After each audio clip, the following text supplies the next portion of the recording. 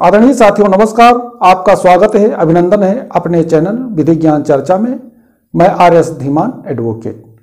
साथियों आज का हमारा टॉपिक है, आज का विषय में आज हम चर्चा करेंगे पुनर्विलोकन, रिव्यू और पुनरीक्षण यानी रिवीजन के संबंध में।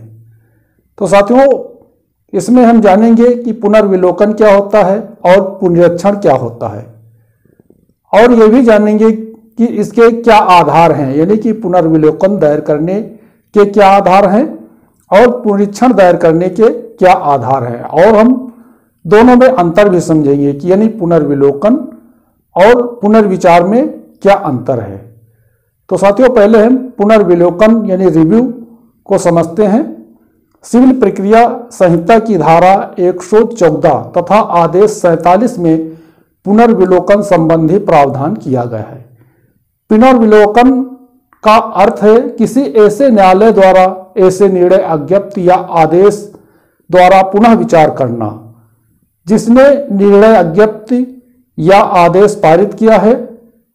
यहां न्यायालय स्वयं द्वारा पारित निर्णय, अज्ञप्ति या आदेश पर पुनः विचार करते समय यह देखता है कि क्या उस निर्णय, अज्ञप्ति या आदेश में विधि संबंधी कोई त्रुटि या गलती तो नहीं रह गई है। अब साथियों देखेंगे पुनर्विचार यानी रिवीजन के संबंध में। सिविल प्रक्रिया संहिता की धारा 115 में पुनर्विचारों का प्रावधान का उल्लेख किया गया है। पुनर्विचार की शक्ति उच्च न्यायालय को है। पुनर्विचार के अंतर्गत ऐसे मामलों जिसमें अपील नहीं होती है तथा जो किसी अधीनस्थ न्यायालय द्वारा निर्णीत किया गया है की वैधता की जांच करता है। तो साथियों इस टॉपिक को आइए हम व्हाइट बोर्ड पे विधिवत तरीके से समझते हैं। पुनर्विलोकन, रिव्यू और पुनर्विचार यानी कि रिवीजन। पहले हम देखेंगे पुनर्विलोकन, रिव्यू। इसमें बताया गया है सिविल प्रक्रिया संहिता की धारा 114 तथा आदेश 47 में पुनर्विलोकन संबंधी प्रावधान किया गया है। पुनर्विलोकन का अर्थ है किसी ऐसे न्यायालय द्वारा ऐसे निर्णय, अज्ञप्ति या आदेश द्वारा पुनः विचार करना जिसने अज्ञप्ति, निर्णय या आदेश पारित किया है। वहां न्यायालय स्वयं द्वारा पारित निर्णय, अज्ञप्ति या आदेश पर पुनः विचार करते समय यह देखता है कि क्या उस आदेश, निर्णय, अज्ञप्ति में विधि या प्रक्रिया संबंधी कोई त्रुटि या गलती तो नहीं रह गई है। उसके बाद साथियों हम देखेंगे धारा 114 के अंतर्गत पुनर्विलोकन दाखिल करने के लिए निम्नलिखित आधार हैं, यानी कि जो पुनर्विलोकन दाखिल किया जाएगा उसके निम्नलिखित आधार हैं, उनको हम देखते हैं। तो साथियों देखते हैं, नंबर 1 है पुनर्विलोकन दाखिल करने के लिए यह आवश्यक है कि जिस निर्णय, अज्ञप्ति या आदेश के लिए पुनर्विलोकन दाखिल किया गया है उसकी कोई अपील, अनुमति, अनुज्ञात तो थी परंतु अपील नहीं की गई है। कहने का मतलब है ऐसे वादों के संबंध में पुनर्विलोकन दाखिल किया जाएगा जिसमें अपील अनुज्ञात थी, यानी अपील दाखिल करने की अनुमति थी, अपील दाखिल की जा सकती थी लेकिन अपील दाखिल नहीं की गई है। अब साथियों देखते हैं नंबर 2 है पुनर्विलोकन उन्हीं मामलों में दाखिल किया जा सकता है जिनमें अपील, अनुमति, अनुज्ञात नहीं है, यानी कि ऐसे मामले जिनमें अपील की अनुमति नहीं है, यानी कि अपील नहीं की जा सकती है। नंबर 3 है यदि कोई व्यक्ति लघुवाद न्यायालय के निर्देश पर निर्णय से अपने को क्षुब्ध समझता है तो वह अज्ञप्ति पारित करने वाले या आदेश देने वाले न्यायालय में निर्णय के पुनर्विलोकन के लिए आवेदन करेगा तथा ऐसे आवेदन पर न्यायालय पुनर्विलोकन के लिए यदि उचित समझता है तो आदेश दे सकता है।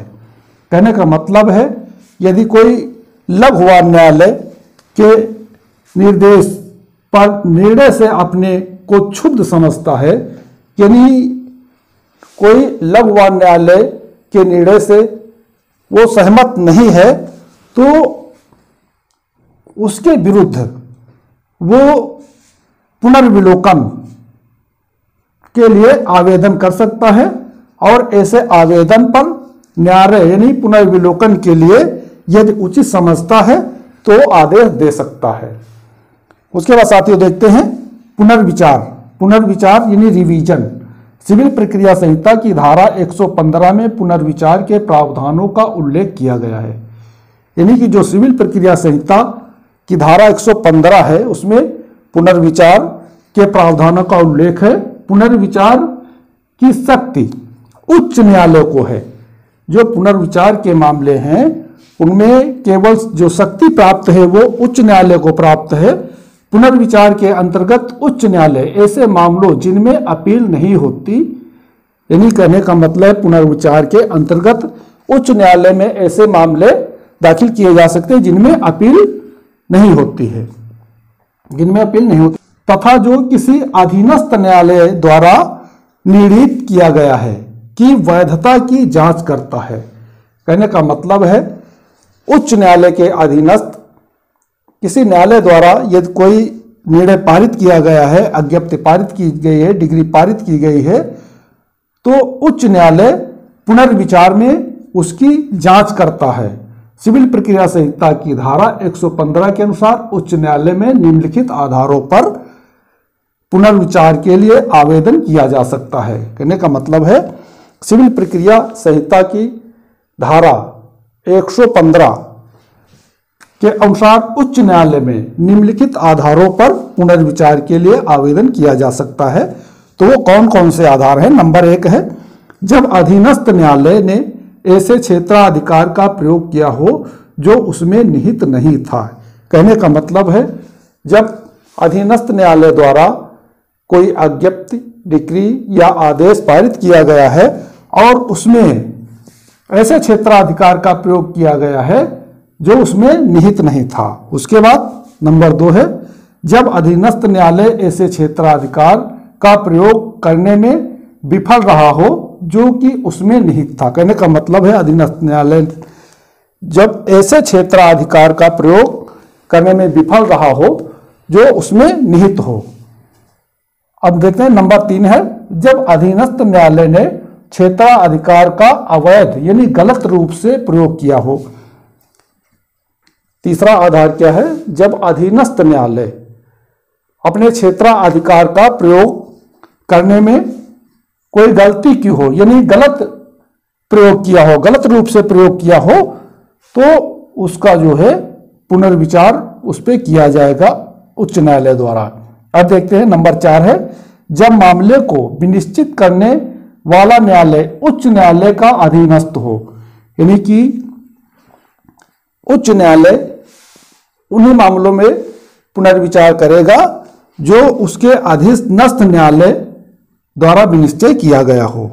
अब साथियों देखते हैं नंबर 5 जब अधीनस्थ न्यायालय द्वारा किया हुआ विनिश्चय ऐसा हो जिसकी अपील ना हो सकती हो। कहने का मतलब है अधीनस्थ न्यायालय द्वारा कोई ऐसा विनिश्चय किया जाता है जिसकी अपील ना हो सकती हो, तो इस आधार पर भी पुनर्विचार दाखिल किया जा सकता है। अब साथियों देखते हैं उच्च न्यायालय किन परिस्थितियों में पुनर्विचार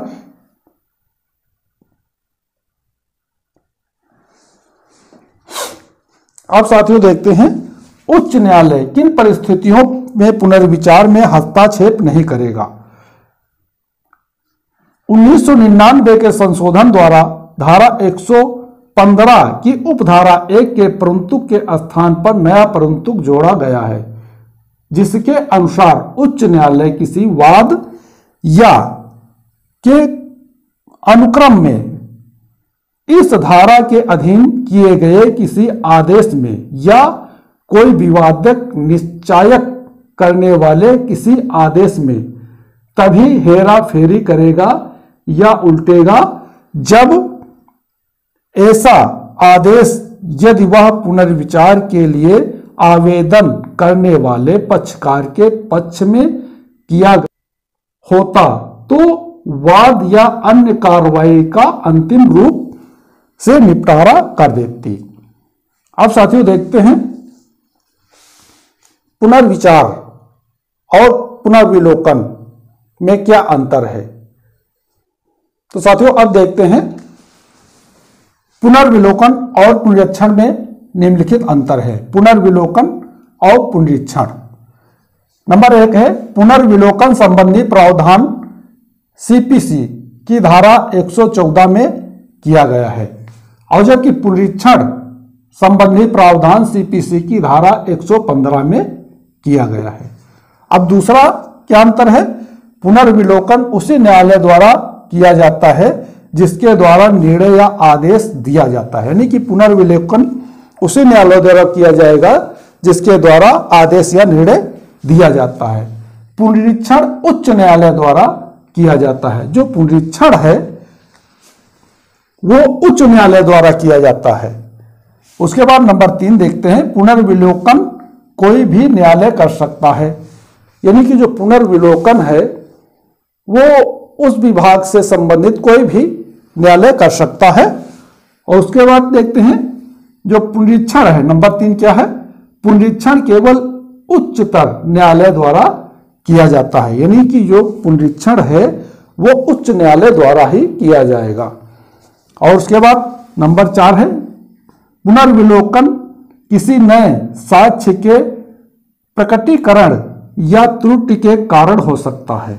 जो पुनर्विलोकन है किसी नए साक्ष्य के प्रकटीकरण या त्रुटि के कारण हो सकता है और जबकि पुनरीक्षण नंबर 4 में क्या है, पुनरीक्षण केवल क्षेत्राधिकार संबंधी मामलों में ही होता है।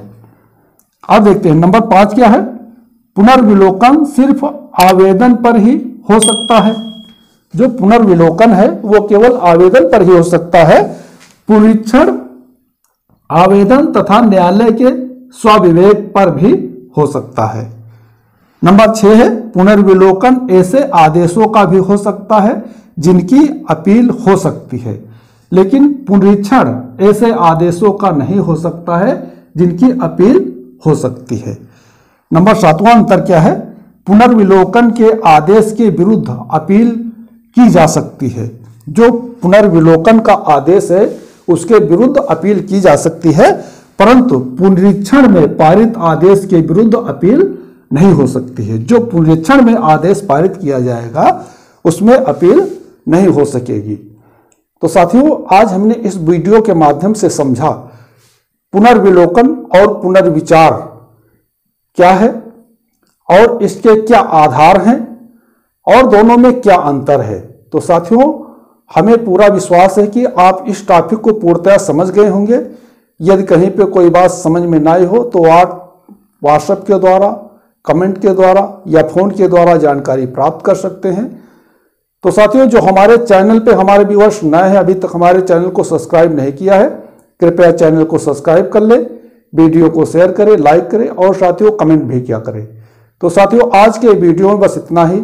अगले वीडियो तक के लिए नमस्कार।